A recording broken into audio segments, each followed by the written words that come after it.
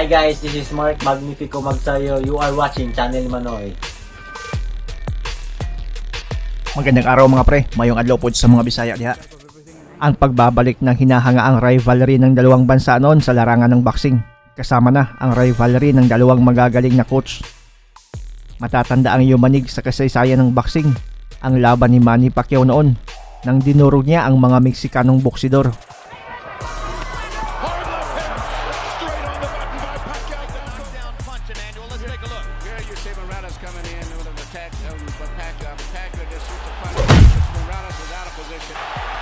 The brave heart of Morales holds up. Third knockdown of the fight by Pacquiao against Morales. At tila nakatatak na sa kasaysayan ang apat na banggaan ni Manny Pacquiao na hawak ni Coach Freddie Roach at Juan Manuel Dinamita Marquez na alaga naman ni Nacho Beristain.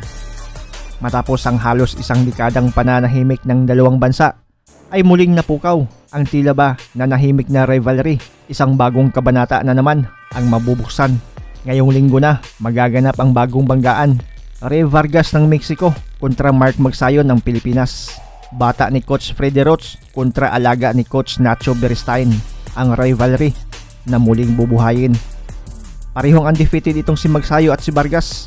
24 wins with 60 knockouts si Magsayo, habang 35 wins with 22 knockout naman si Vargas. Defending WBC featherweight champion si Magsayo, habang dating hari naman sa super bantamweight itong Meksikano.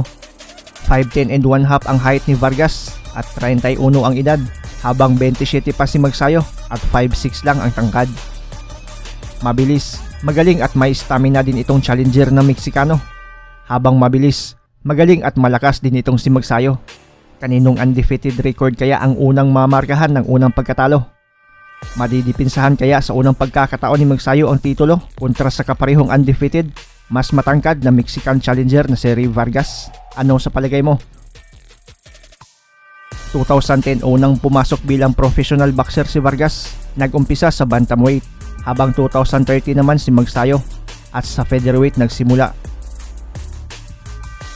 Matapos ang 11 laban ni Vargas ay nakuha niya ang bakanting IBF Youth Super Bantamweight title, habang 11 laban din ang kinasahan ni Magsayo para makuha ang bakanting IBF Youth Featherweight title noong 2015.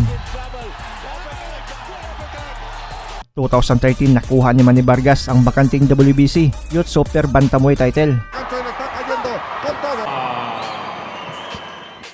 Habang 2016 naman nakuha ni Magsayo ang bakanting WBO Youth Featherweight title.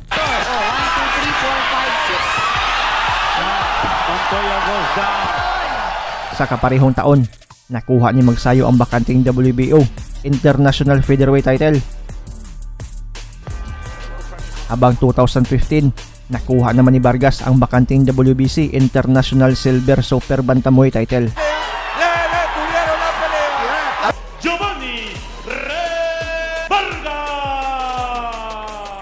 2017, naging champion si Vargas nang talunin niya via majority decision si Gavin McDonnell at nakuha ang bakanting WBC World Super Bantamweight title, at 5 beses niya itong nadipinsahan bago ito nagka-injury taong 2019.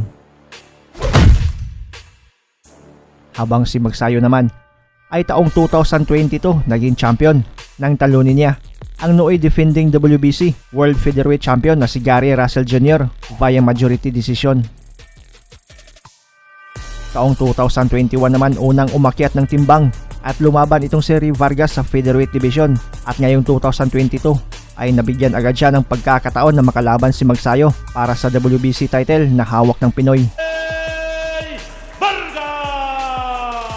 Ito din ang unang pagdipinsa ni Magsayo sa nasabing titulo.